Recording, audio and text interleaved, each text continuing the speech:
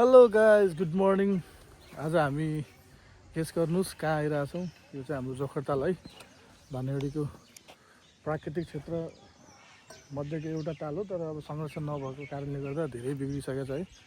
कस्तो दामी भएको थियो, हाम्रो पहिलाको मेयरको पालामा बनेको हो यो। अब फेरि पार्टीगतमा चाहिँ नजाउँ होइन। अहिले त हेर्नु संरक्षण नभएर होला सायद, मेबी लाइटहरू पनि सब तोडिसकेको रहेछ। एक्चुअली एक टाइम थियो यता पुरै लेक साइडको भाइब्सहरू आउँथ्यो कि, सब ठाउँमा लाइटहरू थियो, कस्तो सफा थियो है ताल। अहिले त क्या भएको छ, यता पिकनिक भइरहेको छ है। मम्मीहरूको पिकनिक थियो, म चाहिँ सामान पुगाउन आएको थिएँ। त्यही कारण चाहिँ यसो एक्चुअली भिडियो बनाइहालौँ न त, ब्लग भयो नि यसो बनाऊँ भनेर धेरै पछि आज ब्लग सुट गरिरहेको छु है। सबैलाई के छ, सन्चै हुनुहुन्छ होला होइन। सबैलाई लाइक, सब्सक्राइब, कमेन्ट, सेयर हानिदिनु होला। आज हामीले यहाँ भाइलाई पनि लिएर पनि आएको छ। जमाइट भनेर लिएर आएको यसलाई जबरजस्ती। यसरी क्यामेरामा आउनु मान्दैन, धेरै ह्यान्डसम छ नि त।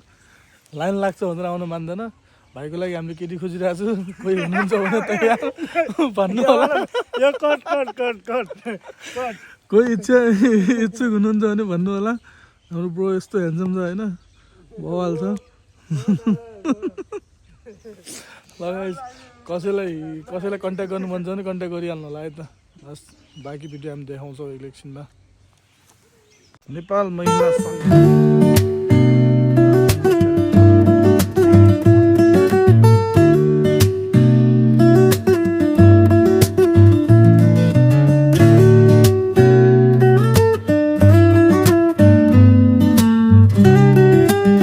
लगाइ हेर्नुहोस्, हाम्रो यहाँ भल्चरहरूको पुरै झुन्ड छ है।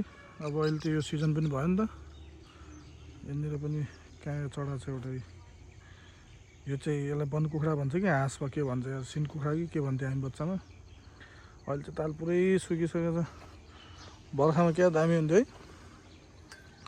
बर्खामा आउनुपर्छ, यो पुरै वाइट हुन्छ होइन, यतातिर यो क्लाउड हुन्छ, माथि सनसेट भइरहेको हुन्छ। यस्तो दामी देखिन्छ नि सनसेट फेरि यहाँ, बहुत मजा आउँछ।